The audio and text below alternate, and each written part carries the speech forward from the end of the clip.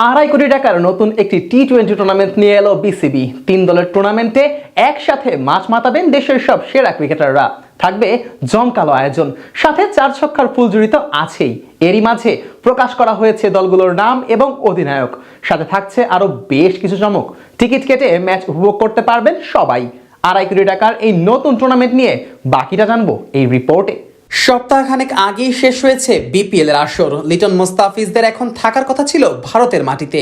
বিশ্বকাপের প্রস্তুতিতেই ব্যস্ত থাকার কথা ছিল টাইগারদের। তবে ভাগ্যের নির্মম পরিহাসের কাছে হার মেনে বিশ্বকাপ থেকে বাদ দেওয়া হয়েছে বাংলাদেশকে। তাই বলে মাঠের খেলা তো থেমে থাকতে পারে না, আর এ কারণেই নতুন এক টুর্নামেন্টের আয়োজন করেছে বাংলাদেশ ক্রিকেট বোর্ড, যার প্রাইজ মানিও বেশ লোভনীয় বলা চলে। আসন্ন বিশ্বকাপে বাংলাদেশ দল অংশ নিতে না পারলেও মাঠের খেলাতেই থাকছেন ক্রিকেটারেরা। লিটন মোস্তাফিজ শান্তদের জন্য নতুন এক টুর্নামেন্ট আয়োজন করেছে বিসিবি। শর্টার ফরম্যাটে দেশের সেরা ক্রিকেটারদের নিয়েই অনুষ্ঠিত হতে যাচ্ছে অদম্য বাংলাদেশ টি-20 কাপ 2026। জাতীয় দলের সার্কিটে থাকা খেলোয়াড়দের নিয়েই 3টি আলাদা দল গঠন করে নতুন এই টুর্নামেন্টের ঘোষণা দিয়েছে বিসিবি। 3টি দলের নাম, অধিনায়ক ও কোচিং প্যানেলও কারা থাকছেন সেটাও জানিয়ে দিয়েছে ক্রিকেট বোর্ড। ধূমকেতু একাদশের দায়িত্ব পালন করবেন জাতীয় টেস্ট দল ও সর্বশেষ বিপিএল এর চ্যাম্পিয়ন রাজশাহী ওয়ারিয়র্সের অধিনায়ক নাজমুল হোসেন শান্ত।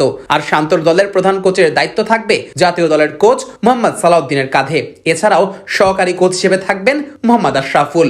অন্যদিকে দুর্বার একাদশের অধিনায়কের ভার সামলাবেন জাতীয় টি-20 দলের অধিনায়ক লিটন কুমার দাস। এই দলের কোচিং প্যানেলের মূল ভূমিকা থাকবে বিপিএল এর রানার্স আপ চট্টগ্রাম রয়্যালস এর কোচ মিজানুর রহমান বাবুলের কাছে।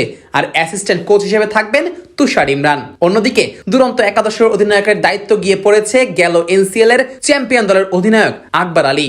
আর দুরন্ত একাদশের কোচিং প্যানেলে থাকবেন বিপিএল এর চ্যাম্পিয়ন দলের কোচ হান্নান সরকার এবং সহকারী কোচ হিসেবে থাকবেন রাজিন সালে। আগামী 5, 6 ও 7 ফেব্রুয়ারি 3 দলের এই টুর্নামেন্টের গ্রুপ পর্বের ম্যাচ আয়োজন করবে বিসিবি। প্রতিদিনই খেলা মাঠে গড়াবে সন্ধ্যা 6টা থেকে। এর আগে বিকাল 4টা থেকে আয়োজন করা হবে সাংস্কৃতিক অনুষ্ঠানের। 3 ম্যাচ শেষে পয়েন্ট টেবিলের সেরা 2 দল নিয়ে অনুষ্ঠিত হবে আসরের ফাইনাল, যেই ম্যাচ মাঠে গড়ানোর কথা রয়েছে আগামী 9 ফেব্রুয়ারি। আসন্ন এই টুর্নামেন্টকে সামনে রেখে বিপুল পরিমাণ প্রাইজ মানিরও ঘোষণা দিয়েছে বিসিবি। ম্যাচ ফি ও প্রাইজ মানি বাবদ মোট 2.5 কোটি টাকা খরচ করবে আমিনুল ইসলামের ক্রিকেট বোর্ড। এদিকে নতুন এই টুর্নামেন্টকে সামনে রেখে দর্শকদের জন্য টিকিটের ব্যবস্থাও করবে আয়োজকেরা, যেখানে ইস্টার্ন গ্যালারির টিকিটের মূল্য ধরা হয়েছে 100 টাকা। নর্দার্ন ও সাউদার্ন স্ট্যান্ডের জন্য দর্শকদের খরচ হবে 200 টাকা। ক্লাব হাউসে খেলা দেখতে গেলে প্রয়োজন পড়বে 500 টাকা এবং 1000 টাকা দিয়ে গ্র্যান্ড স্ট্যান্ডে বসে খেলা দেখার সুযোগ পাবে ক্রীড়াপ্রেমীরা।